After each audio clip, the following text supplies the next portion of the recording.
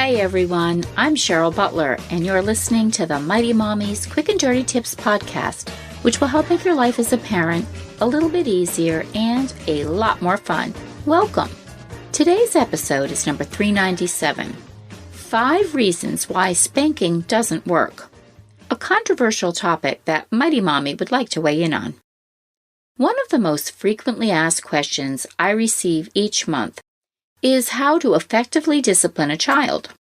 With that, many parents ask my opinion on spanking and whether or not I believe it's an appropriate way to change a child's bad behavior.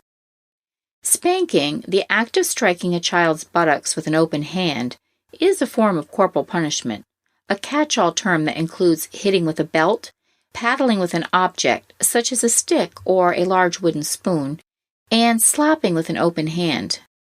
Most child development experts include acts such as tapping a toddler's diaper cushion bottom when he misbehaves and smacking the hand of a kid protectively as he reaches for a hot stove in the same category. Since all these punishments entail hitting, the American Academy of Pediatrics urges parents not to resort to them under any circumstances. There is no reason to get physical with a child when other discipline tactics are more effective, says Benjamin Siegel, MD, chair of the AAP's Committee on Psychosocial Aspects of Child and Family Health. The committee's position is that spanking often evolves into abuse, which endangers a child's safety and causes psychological damage, leading to aggressive behavior, substance abuse problems, and acts of delinquency during adolescence. According to a study published in the Journal of American Academy of Pediatrics, there are serious consequences to applying physical punishment to kids. Today, I'm going to share my 5 reasons for not spanking a child. Reason number 1. Spanking equates violence as a problem solver. Physical punishment, such as spanking, distracts a child from learning how to resolve conflict in an effective and humane way. Spanking also shows children that violence is an appropriate way to solve life's problems.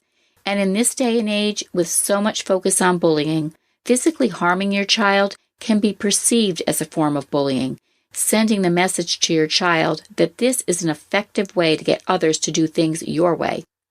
Even a hard tap on a child's hand or a swift swat on the behind can send the message that you believe physical consequences are the best ways to get their attention and redirect an inappropriate behavior. Because children learn through parental modeling, physical punishment gives the message that hitting is an appropriate way to express feelings and to solve problems. Reason number 2. Hitting triggers a fear response.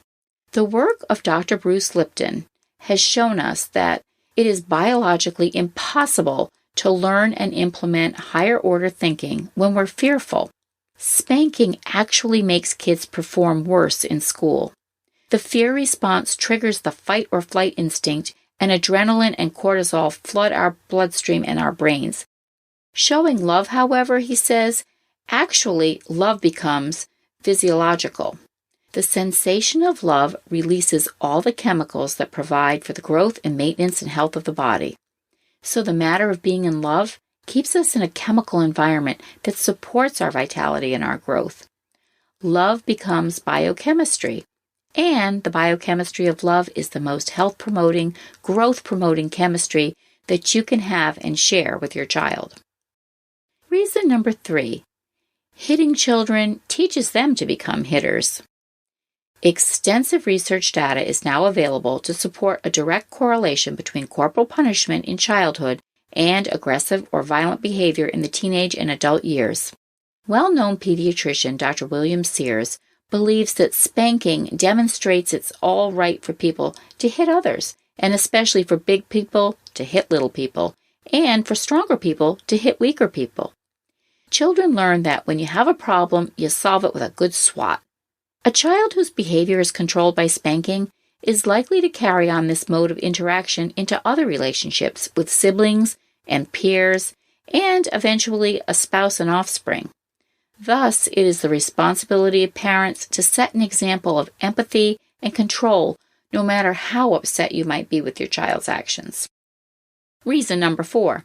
Spanking can promote low self-esteem. Many studies have shown that hitting your child can hurt more than his body. It can injure his sense of self. Studies by the late psychologist Erwin Hyman and colleagues at Temple University have shown that regardless of how nurturing a family is, spanking always lowers self-esteem. By nature, human beings crave to be accepted and acknowledged. This is no different for kids, young or old. When we tend to focus on all that a child does wrong, your grades are too low, you never get your homework done on time, you're too loud and hyper, or why can't you be more thoughtful like your sister? Rather than what they do right, like, hey, that was terrific how you stuck up for your little brother on the playground today. Or thanks for making sure the dog got a walk when I had to work late tonight. And I love how you always wake up with a smile. When we draw attention to what's not working, rather than all the things that are great.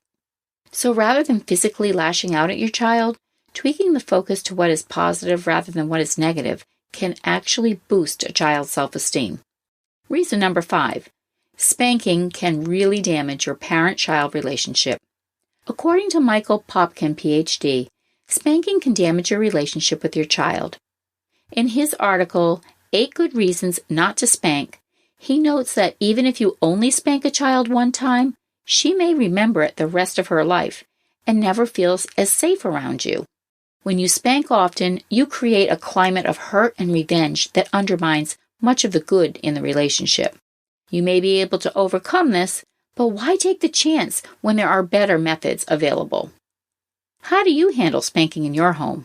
Share your thoughts in the comments section at quickanddirtytips.com/mighty-mommy. Or you can post your ideas on the Mighty Mommy Facebook page. And of course, you can email me at mommy@quickanddirtytips.com. And I hope you'll hop on over to visit my family-friendly boards at pinterest.com/mightymommyqdt.